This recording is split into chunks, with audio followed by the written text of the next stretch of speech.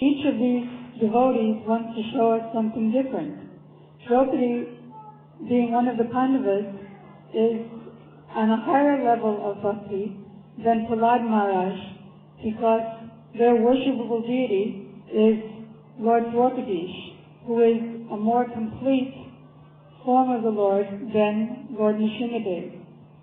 So the bhakti of Draupadi is higher. How is it that she prayed and Prahlad didn't pray? We have that verse that Sripad Damodar Maharaj quoted the last line, Anukulyena Krishna Anusilanam. Anusilanam means perpetually engaged for the glorification, pleasure, welfare of Krishna. Perpetually, just like a stream of honey falling from a jar is not broken at any time. So their desire to please Krishna is not broken even at the time when there's danger. So how is that apparent contradiction there? Even when Draupadi prayed to Krishna to save her, this was for the glorification of Krishna. Krishna showed he was in Hastinapur, he was in Dwarka, and she was praying in Hastinapur, and she was trying to protect herself, and at the same time praying to Krishna. So Krishna was running around his palace, and his queen said, "Where are you running around in circles?" He said, "Well, my devotee Draupadi is praying to me." Then they said, "Why don't you go?" So he said, "She's not fully surrendered yet." And then as soon as she lifted both arms and prayed, "If you like, you can save me," then even without his shoes, he ran, because she had full dependence. So it's not that Draupadi has any less bhakti. She did it for Krishna's glorification. That's the only desire of all the devotees. Similarly, Prahlad Maharaj, all of his activities are for the glorification of Krishna, and therefore he didn't pray to Krishna, knowing that Krishna would protect him, having that full dependence. So why is it said that the bhakti of Prahlad Maharaj, who is in Prema Bhakti, he's situated in Prema Bhakti, he's a Mahabhagavad, and his slokas, his verses of explanation of Krishna's glories are quoted by all great spiritual masters. In all of Srila Gurudev's tours, in every single country, he has the devotees discuss the teachings of Prahlad Maharaj to his father. He has them discuss the teachings of Prahlad Maharaj to his friends, glorifying the worship of the pure devotee, explaining how even by one's intelligence, even by the collective intelligence of others, without devotional service, one is simply engaged in the matter of chewing the chewed. Prahlad Maharaj is the one who explained that one should perfect his life by putting all over his body, smearing his body with the dust from the lotus feet of pure devotees who are completely free from all desires. Even when Prahlad Maharaj grew up, still his glories are broadcast all over the world. We hear about the success of Bali Maharaj. That success of Bali Maharaj is there due to Prahlad Maharaj's love for the Lord. Therefore the Lord showed mercy to Bali Maharaj. Even when Prahlad Maharaj became a king, the Lord was so kind, showing the greatness of Prahlad. Prahlad Maharaj was the king, and it's the king's duty to establish the principles of Varnashram and to make sure that all the Varnas and Ashrams are performing their duties properly. A king should act like a king, a Brahmin should act like a Brahmin, and it's the king's duty to make sure of this. So once he saw a Brahmin, but this Brahmin had weapons, so he challenged him. Are you a Brahmin or are you a Kshatriya? Make up your mind. You have to do one duty and do it properly. And if you don't follow my instructions and follow one particular dharma, then I'm ready to challenge you to fight. So he had a fight with this who knows Brahmin or who knows Kshatriya, and in the middle of this, he wasn't winning and this Brahmin or Kshatriya wasn't winning. And then he realized that nobody can defeat me in battle except the Lord. So he did some meditation in trance and understood that this must be my very Lord Nrsimhadev. And he saw there was a garland on this Lord Nrsimhadev, the garland that he himself had offered to his deity that morning. So he surrendered to the Lord, and the Lord said, no, you have actually defeated me. So Prahlad Maharaj's glories are sung all over the universe. But what kind of bhakti? Because as Sripad Damodar Maharaj is explaining, Anyadi Latika Sunyam Jnana Karmadya Navatam. One's bhakti should not be covered by personal desires and by jnana or by karma. So, of course, some kind of jnana, he explained, must be there. I have to know that if I cross the street and a car is coming, I'll be killed. So jnana must be there, but it can't cover bhakti. So, Prahlad Maharaj is a jnani bhakta. That means he has knowledge or awareness of the supremacy of Lord Nrsimhadev. He, in his very, very famous prayer, Shravanam Kirtanam Vishnu, Smaranam Padasevanam, he uttered the word Vishnu. He knew that Lord Nrsimhadev is Vishnu, and he's a worshipper of Lord Vishnu. And because of that, when Lord Nrsimhadev appeared to him, he didn't think that, well, perhaps my Lord is thirsty or sweaty from killing my father. Maybe I should wipe the perspiration off his face or offer him a drink of water. He didn't think like that because he knows my Lord is everywhere. He's all-pervading and he's all-powerful. Therefore, there's no hunger or thirst in him. There's no need for me to render personal service to him. He engaged in service of glorifying, but no personal service. This means that his bhakti was somewhat covered by jnana, not speculative jnana, not like a jnani that God is impersonal, but thinking that, or knowing that he's the Supreme Personality of Godhead. Therefore, his pure Uttama Bhakti was covered by his knowledge that Krishna is the Supreme Personality of Godhead. And therefore, there are greater and greater bhaktas, like Uddhav and the Pandavas, and ultimately, beyond even bhakti, beyond these bhaktas is the residents of Vrindavan, who are fully engaged in his personal service, not at all knowing that he's the Supreme Lord. Thank you.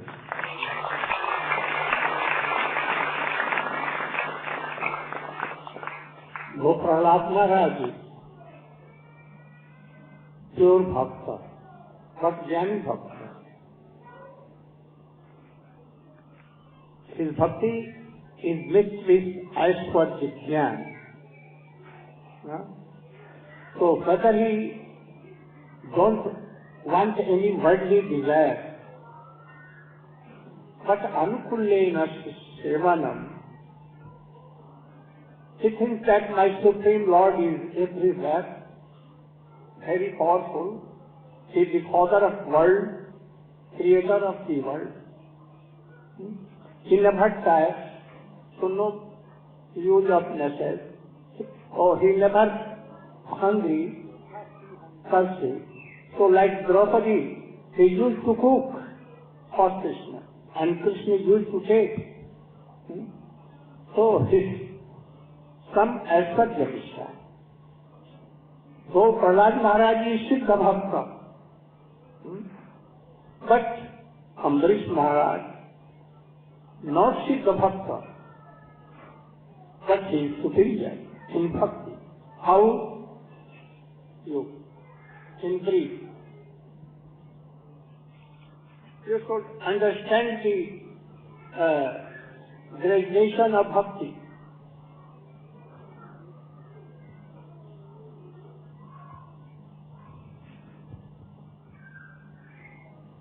Om Jnanatimirandasya Dhyanam Janashalakaya Chakshurunmilitam Jena Tasmai Sri Gurudeva Namaha.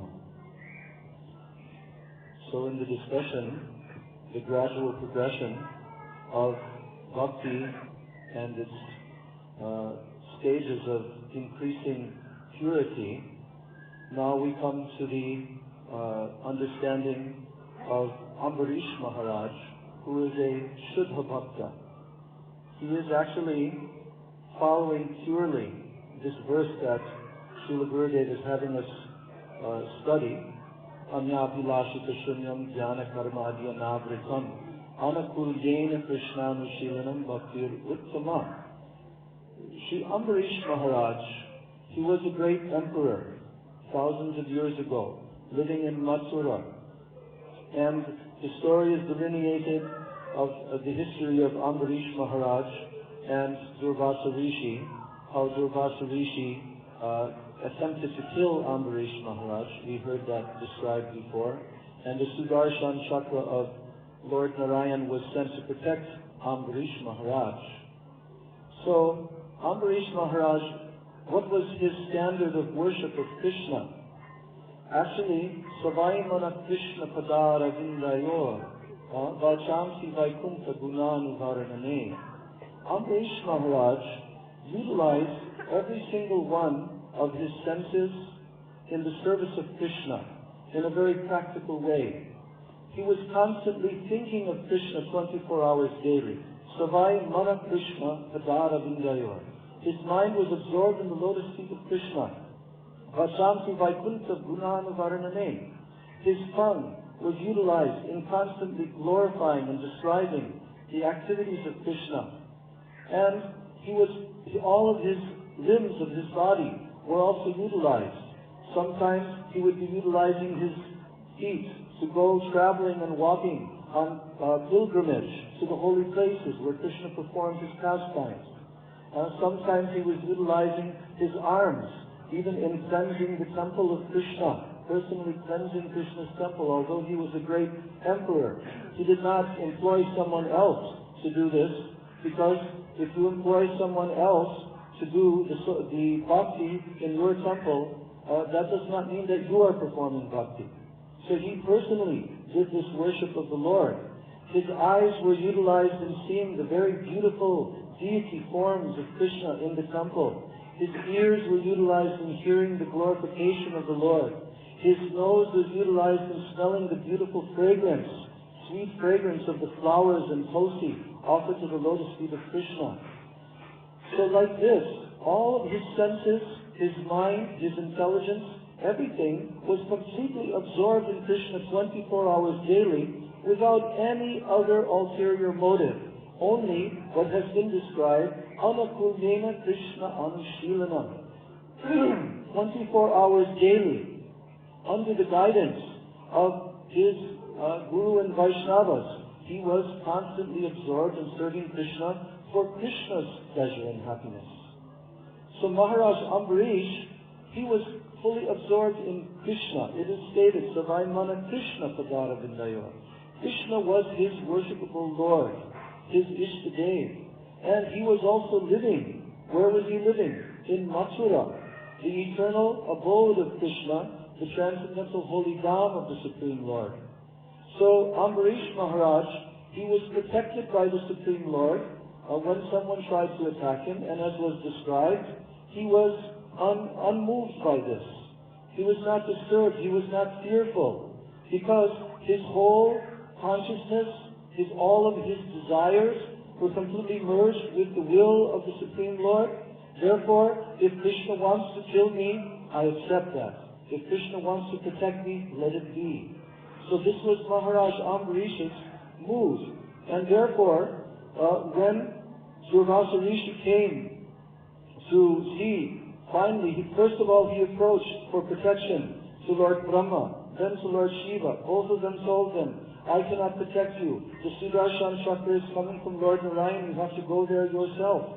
And then at that time, he finally went and approached Lord Narayan directly. And what did Lord Narayan say to him? He said, actually, my bhakta is my very heart and soul. And I am not independent of my bhakta. So, my bhakta is always absorbed in thinking of me. and I am completely absorbed in thinking of him. In this way, Lord Narayan told Durvasa Rishi, you must go to the lotus feet of Maharaj Ambarish, and there you will have to fall at his feet and beg forgiveness. So this is what Durvasa Rishi did. He came there, traveling back again, and fell at the lotus feet of Ambarish. Ambarish Maharaj, during the time that Durvasa Rishi was traveling throughout the universe, Ambarish Maharaj did not even break his fast of Ekadasi. He stayed put in that same place, and constantly he was praying to the Sudarshan Chakra of the Lord. And it was because of this reason that the Sudarshan Chakra did not finally kill Durvasa Rishi. So when Durvasa Rishi came and fell at the lotus feet of Ambarish Maharaj, then Ambarish Maharaj prayed directly to Sudarshan Chakra, and he was appeased, and then he left that place. And then, Durvasa Rishi, he was so deeply moved by witnessing this great quality of the pure devotee. He said, Oho Ananta Dasanam, now I have seen today with my very own eyes the greatness of the servants of the Supreme Lord, who is known as Ananta, the Supreme Unlimited Lord. Now I have seen that even though I wanted to kill him, he only wanted my benefit. So Maharaj Ambarish was glorified in this way by Durvasa Rishi, and this story in Srimad Bhagavatam is showing us the superior position of Ambarish Maharaj, even to that of Prahlad Maharaj. Although Prahlad Maharaj is a Siddha, he's a perfected personality. He has fully realized the Supreme Lord, and he was protected directly by Lord Nishingadev. Lord Nishingadev personally appeared to protect him. So he is not a sadhaka who is only practicing to attain perfection, but he has actually attained that stage. But Ambarish Maharaj, still he is in the level of sadhaka, that he is performing sadhana. Sadhana means spiritual practices to attain perfection, siddha. But yet, Ambarish Maharaj's position is considered superior to that of Prahlad Maharaj. Why? Because as has been described, Prahlad Maharaj had some mixture of jnana, knowledge about the Supreme Lord. That knowledge is not a covering of his bhakti, as has been described, jnana karma dhyanavritam. The knowledge did not cover his bhakti, because he was not on the material level. He was pure and transcendental, no material desires, only desires to please the Supreme Lord. But his conception of the Supreme Lord and how to please him and how to serve him was not as high as that of Ambarish Maharaj, because he had Jnana Mishra. He realized the supreme Aishwarya of the Supreme Lord, that he is everywhere, he knows everything, he is eternal, he has no material body, he does not need to eat, to drink, or anything, he has no material needs. And in this way, being absorbed in this transcendental knowledge of the Supreme Lord, his bhakti was somewhat weakened by this knowledge, therefore he did not perform any personal services to the Lord, like we hear about Ambarish Maharaj personally serving the deity form of the Lord in the temple and using all of his senses to do so many services. So that's why Ambarish Maharaj is considered superior position to Prahlad Maharaj, because of the type of bhakti that he was performing. It is more intimate, and it is directed towards Krishna in Braja, in Vrindavan. His Ishtadev is also of a superior position to that of Prahlad Maharaj, who is worshipping Vaikuntha Narayan. So like this, Srila Gurudeva is explaining to us that we must understand the gradations of bhakti.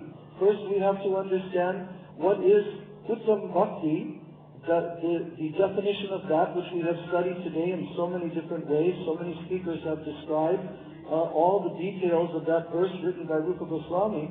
We must understand, because if we do not perform Uttam Bhakti, pure Bhakti, then we will not receive the results. Only by Uttam Bhakti, as it is stated, Srila Gurudeva stated in the first verse that he quoted today from Srimad Bhagavatam, Savai Pungsam Paro Dharmo yato bhaktir adhokshaje, ahoytuki apratihata, ye atma samprasidati.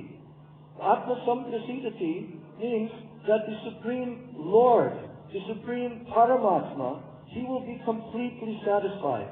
Only when Krishna is completely satisfied by one's bhakti can it be considered Uttam Bhakti, topmost, pure bhakti. So in this way, by studying the gradations of bhaktas and understanding their corresponding levels and qualities and services and moods, then we can understand this differentiation. And then when we study, as Gurudeva is leading us, ultimately to understand the highest bhakti of the Vrijvasis, who have completely no knowledge that Krishna is the Supreme Lord. They love Him only as their dearmost friend, their dearmost child, their dearmost beloved. And in this way, their bhakti is the very, very topmost type of Uttam Bhakti.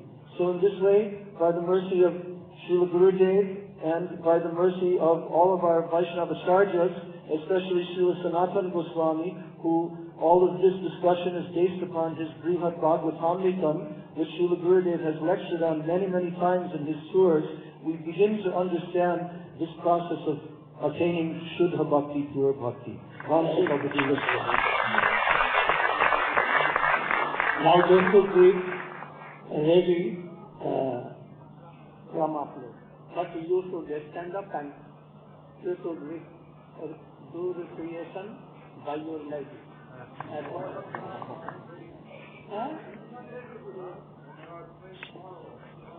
Oh, I told you yesterday that you should be ready. Okay, but then tomorrow. So they should finish. And Manjari is here. Manjari. Where is Manjari?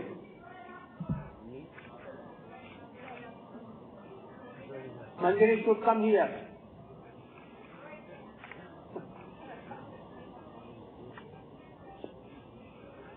Fly away.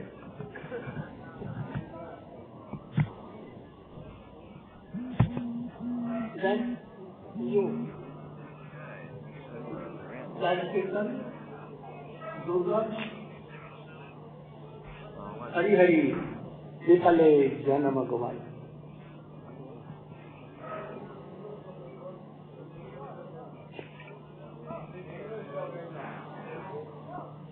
Oh, this is Vikale Janama Gomai. And that should be ready.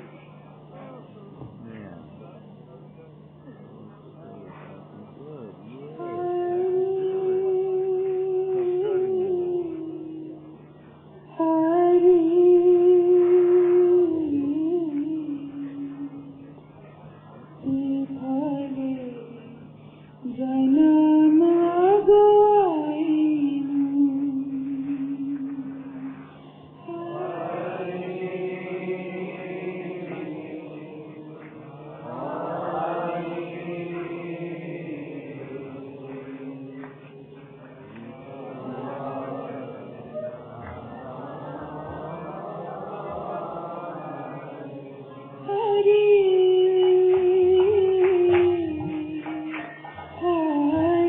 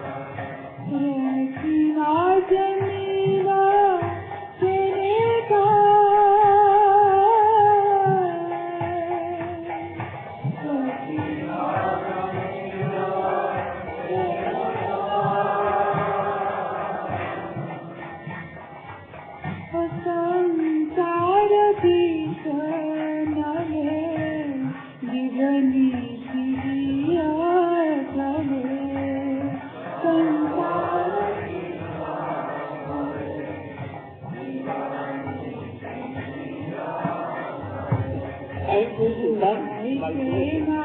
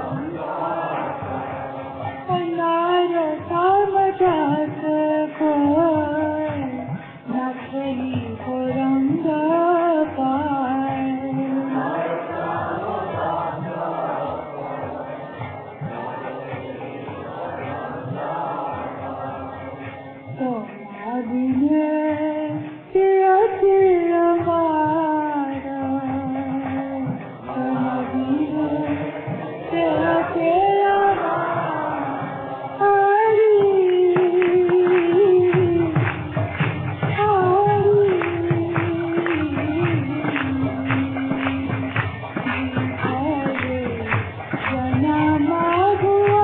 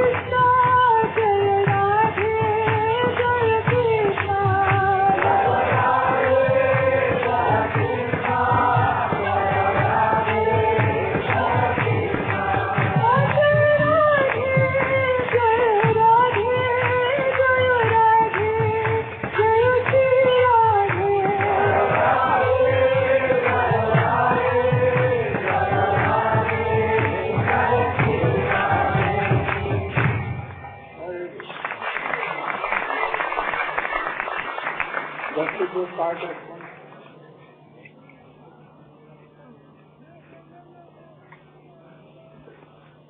Drama play should start immediately.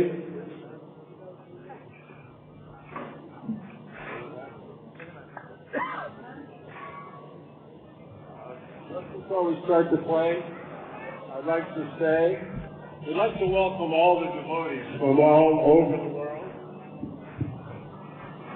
They've come from South America, Mexico, all over the United States, all over Europe, Russia, and we've assembled for one reason, and that is to celebrate the appearance of our beloved Gurudev. Can I get a Jai Gurudev? Can I get a Jai Gurudev? This is the most blessed event. Without this Jai, where would we be? This morning, Prabhu Shamarani gave a beautiful class, followed by Damodar's class.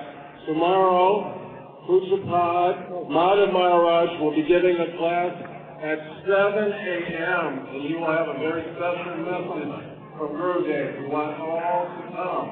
7 a.m. tomorrow morning.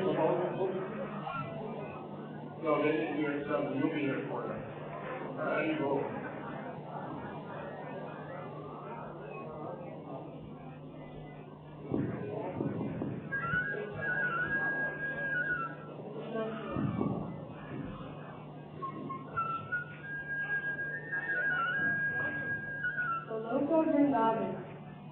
Where the Supreme Personality of Godhead, in His original, threefold living form of Krishna, or Shamsundar, eternally engages in loving pastime with His most infinite devotion. Krishna also presides over the Vaikuntha planet, but not in His original form. He expands Himself into His four-armed form, known as Narayana or Vishnu. Thus, He presides over all the Vaikuntha planets. Once, on one of these blissful Vaikuntha planets, two gatekeepers of Lord Narayana, known as Jai and Vijay, were pondering how they could better serve the Lord.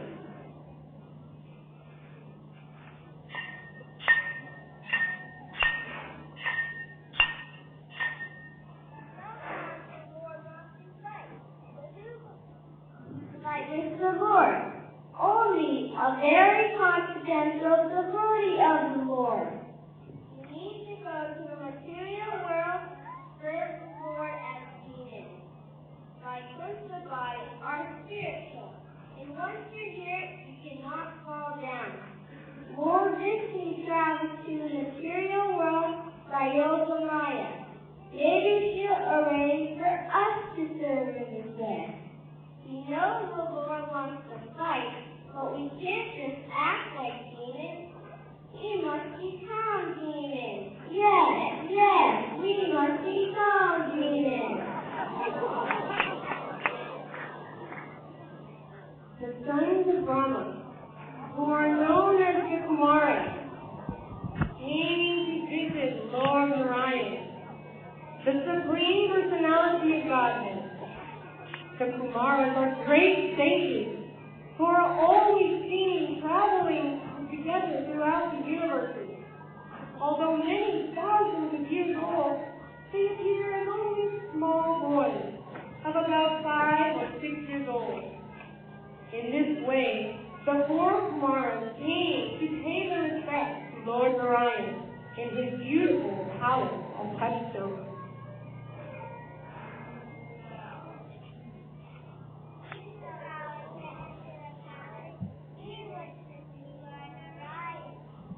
Stop! Not just anyone could enter into the palace of Lord Narayana. Only those with the proper qualifications and purity. My dear boy, great strangers and mystics, under those great austerities, who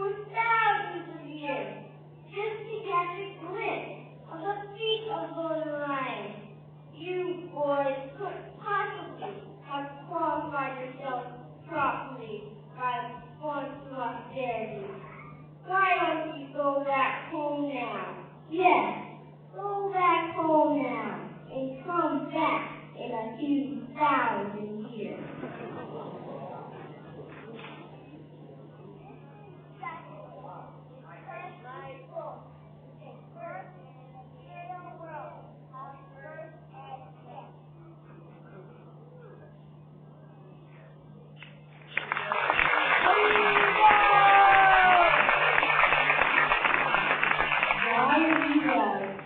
Were immediately sent down through the 8 layers of material covering: false ego, intelligence, mind, ether, air, fire, water, and earth, until they reach this material universe.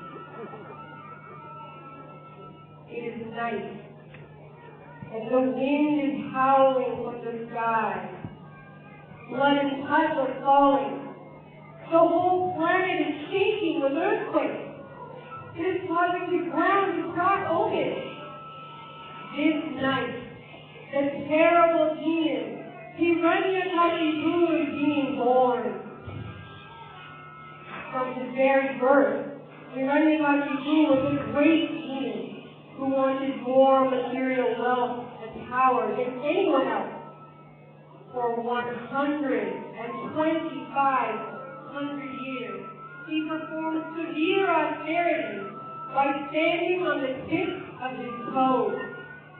He became more and more powerful until it looked as if he would destroy the entire universe. Finally, the demigods begged Lord Brahma to come down to earth and stop him from creating further destruction.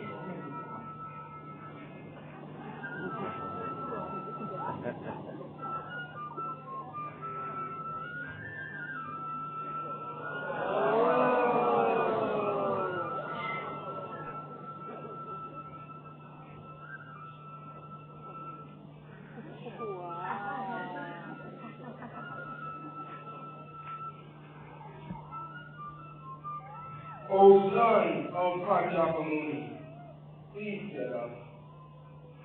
I've been so much astonished to see your endurance, in spite of being bitten and eaten by so many worms and ants. Your life air is circulating within your bones. Certainly this is so wonderful.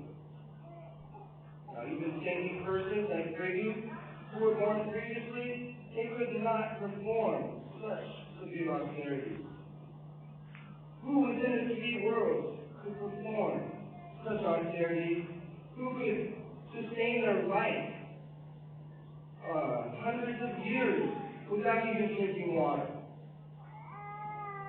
Your austerities, your performance of austerities have now become perfect. My dear Hiranyakashipu, please get up. You may now ask from me any benediction.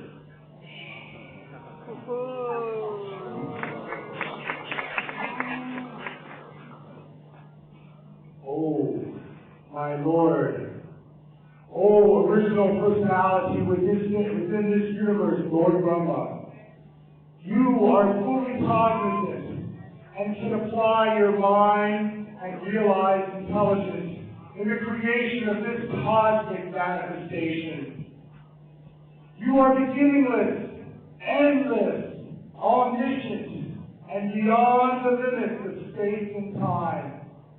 O my Lord, O best of the givers of benedictions, if you would kindly grant me the benediction that I desire, then let me not meet death from any of the living entities created by you.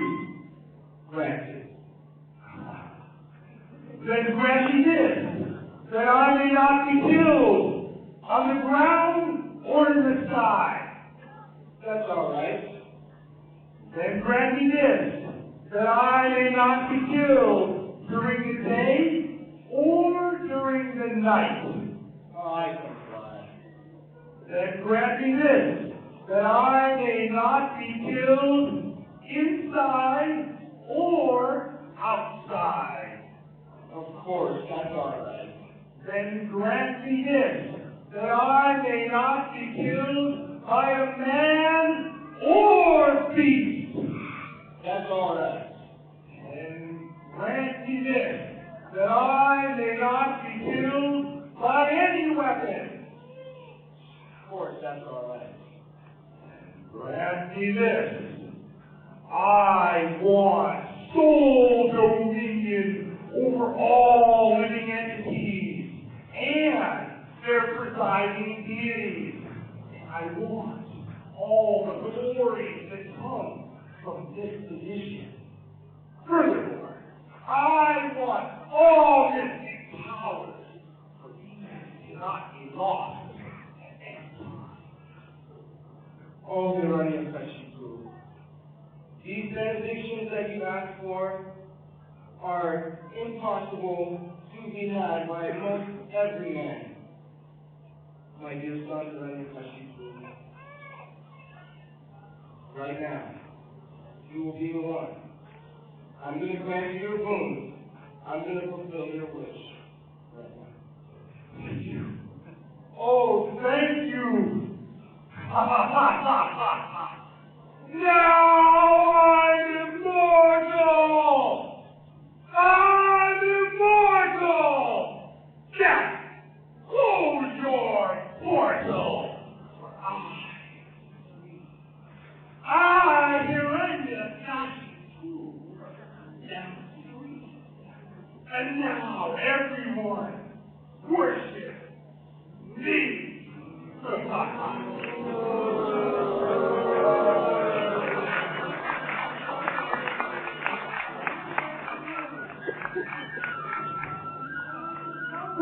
Of the entire universe. Indeed, that great edict conquered all the planets in the three worlds, upper, middle, and lower. Meanwhile, the demigod became overwhelmed with fear, for Hiranyakashipu's power was spreading rapidly throughout the universe, endangering the residents of the heavenly planets. So, they kidnapped his pregnant wife, Ayali.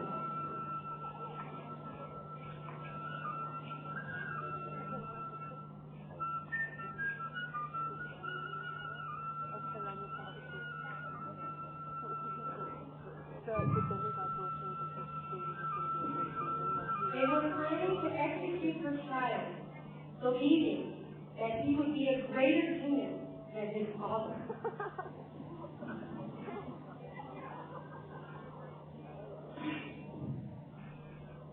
Come here now. Come here. You must stop.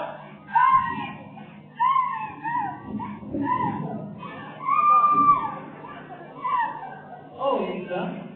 King of the demigod. Where are you going with this chaste lady? What are you doing to her? She is certainly dinner.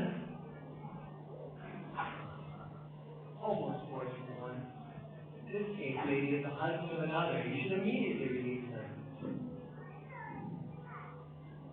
Oh, Narayana, this chaste lady carries in her womb a snake, the son of Hiranyakashipu. If this child is let be born, she surely will destroy the whole universe. Therefore, it's important that she stays in my custody until the child is delivered. Then I'll let her go. No, my dear demigod. This woman is carrying a devotee of Krishna. So powerful, yet you could not kill him or hurt him, even if you wanted to.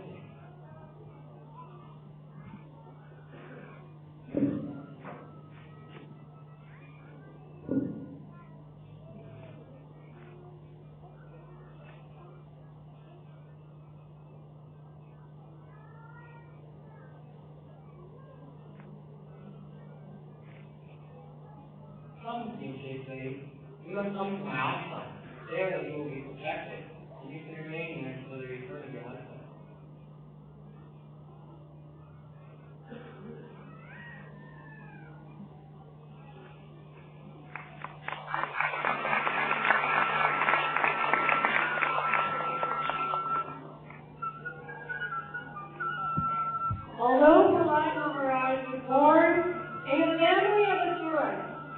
He himself